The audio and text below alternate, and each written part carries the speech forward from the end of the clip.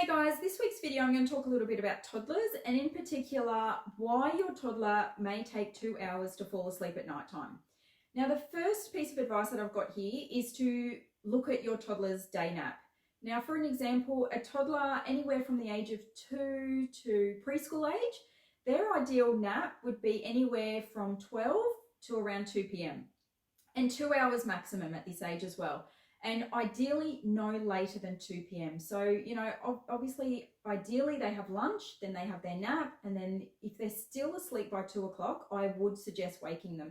And that even means if they fell asleep at 12:30 or 1 o'clock, I would still wake them at 2 o'clock unless they're not well.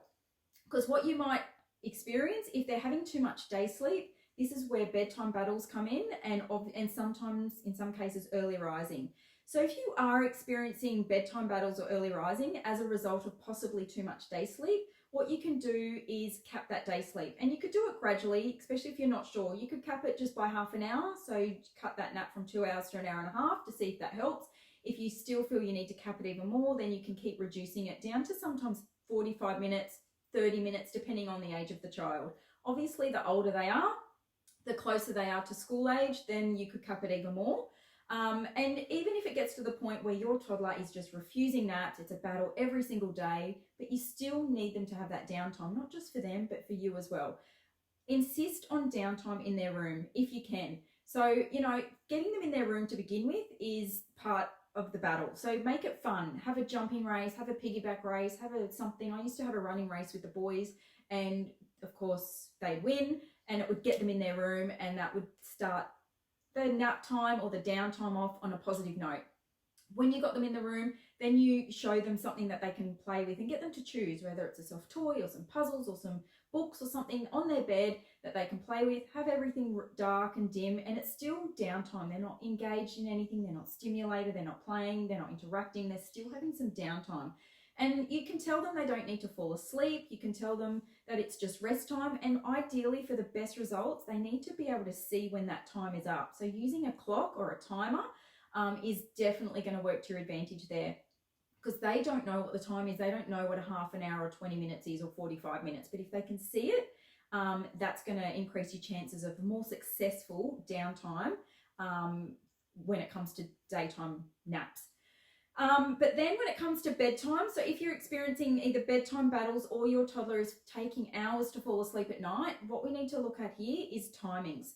So timings is key. What your toddler is capable of staying awake for, given their developmental age, is anywhere between 5 and 6 hours maximum. So if they're waking up for their day nap at 2 o'clock in the afternoon, now their ideal bedtime is anywhere between 7 and 7:30. That is kind of where you want to be, depending on, again, their age and how long they slept for. If the problem is if you're exceeding that time, so if they're you're trying to get them to bed at around 8 o'clock, what can happen is your toddler can get a second wind.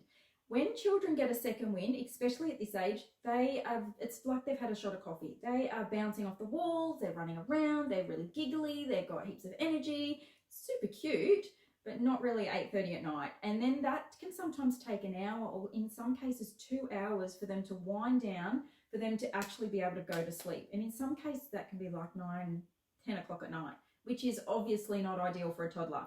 So the key to success in that scenario is getting in before they get that second wind. So it would be anywhere between, again, depending on the nap, an ideal bedtime for toddlers is anywhere between 6 and 7:30, depending on their nap, how long they napped and what time they napped to and from.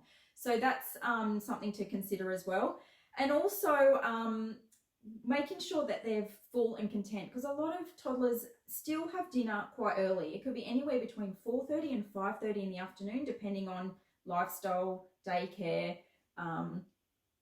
life, and most children are eating dinner anywhere around that time. So that means by the time they're ready to go to bed, between sometimes 7 and 7:30, they might be hungry and they still can't really communicate that to you. The only way they're going to communicate is probably by playing up or by misbehaving or not going to sleep straight away. They might take a long time to fall asleep. So what you might want to do around about, you're not at bedtime, but you know, anywhere between 6 and 6:30 is offer them a second portion of food. It doesn't have to be a second portion of dinner, but it could be toast, it could be yogurt, it could be banana, it could even be porridge, it could be wheat bix, it could be something like that, something substantial. And if they have it, great. If they don't, that's good as well. That means they weren't interested and they weren't hungry.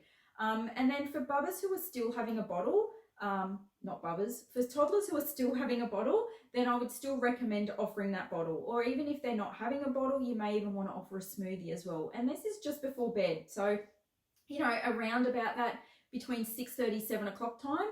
And then obviously after they've finished that drink, smoothie, milk, bottle, whatever it is, then you would brush their teeth and then take them into their room for, you know, hopefully they fall asleep relatively quickly. Within 15-20 minutes, this is quite appropriate for a toddler or anyone to be able to fall asleep. You know, even as adults, you know, we still take time to fall asleep. We have our routine, we have our wind down, and it can sometimes take us anywhere between 5 minutes if we're really exhausted to sometimes a good half an hour, sometimes longer. And toddlers and babies are exactly the same. They still need to find their wind down, and they need to wind down to be able to fall asleep.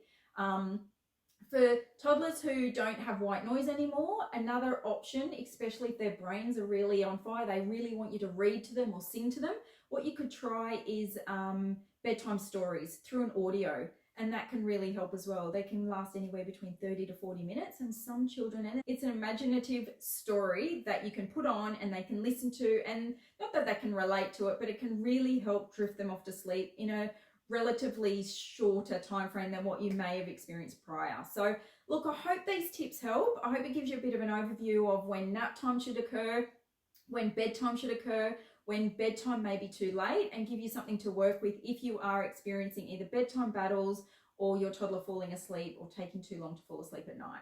So for those of you who are subscribed to the app, all the information you need for your appropriate wake window, depending on the age of your child or your toddler, wake windows, even food guides, sample guides, it's all in the app in your package that you can access.